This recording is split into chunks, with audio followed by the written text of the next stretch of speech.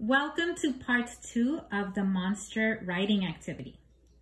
On part 1 of the activity, students were given directions on drawing a particular monster. That activity served as practice for listening and following directions, but also as a point of view activity. Though everyone received the same directions, not all the monsters looked the same. For this activity, students may use their part 1 monster or draw a new one using their imagination.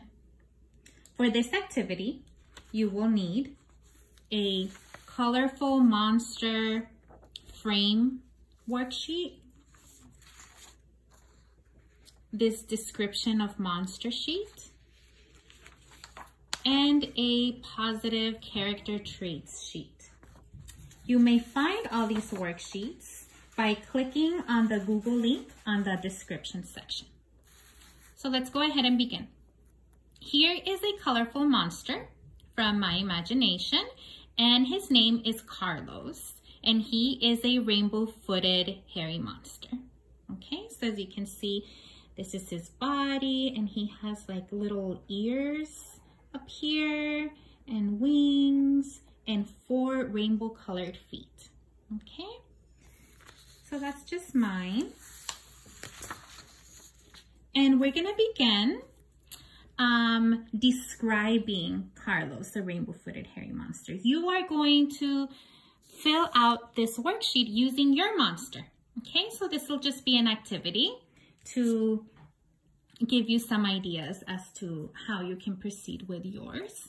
So size, these are called the physical characteristics. Physical means what something or somebody looks like, and characteristics are descriptions of what they look like, right? So here I have 4 different parts of the characteristics. So first, the size. So the size of my monster, he's going to be a really tiny monster. So he is going to be anywhere from 6 inches to maybe 12 inches in height. Okay, so that's kind of like a smallish little monster. Okay, so the color of my monster, he is a light orange. So light orange. Okay, and there is more about the colors of my monster, but I will go ahead and put those under features. Okay, so the texture is what the monster feels like. If you were to touch him, what would he feel like? So texture, I'm going to say, so he's hairy, as you can tell. So he is soft and hairy, like a puppy or like a stuffed animal, right? Okay, so features. Okay, so the features of my monster, so he has 4 short rainbow colored feet. Okay, he also has 2 kind of magenta colored ears. And my monster, Carlos, also has 2 small purple wings. Okay, your monster can have tentacles, or it could have horns. There's an infinite amount of possibilities as to how you can create your monster. Okay, so habitat. What is the habitat of my monster? So I decided that my monster is going to live in candy shops. And he's also going to live in the furniture section of department stores, because he likes the comfy beds. So diet, what is it that Carlos, the rainbow-footed hairy monster, eats? So I'm gonna say that he eats sour gummies, because that's actually my favorite candy. So he eats sour gummies, but he can't only survive on sugar. So he also eats red foods like tomatoes and watermelon and pizza sauce. Okay, so that's what Carlos the colorful, the rainbow-footed hairy monster eats. Okay, now character traits. So character traits is different from physical characteristics because this is what Carlos the rainbow-footed hairy monster is like on the inside. What is his personality like? So this is what you can use this list for. And these are just some ideas on some good character trait words. So Carlos, even though he's a rainbow-footed hairy monster, and even though there's lots of rainbow-footed hairy monsters, Carlos in particular is, let's see, he is very confident. So he's self-confident. He believes in himself. Okay, so he's self-confident. He's witty. Witty means that he always has something smart and funny to say.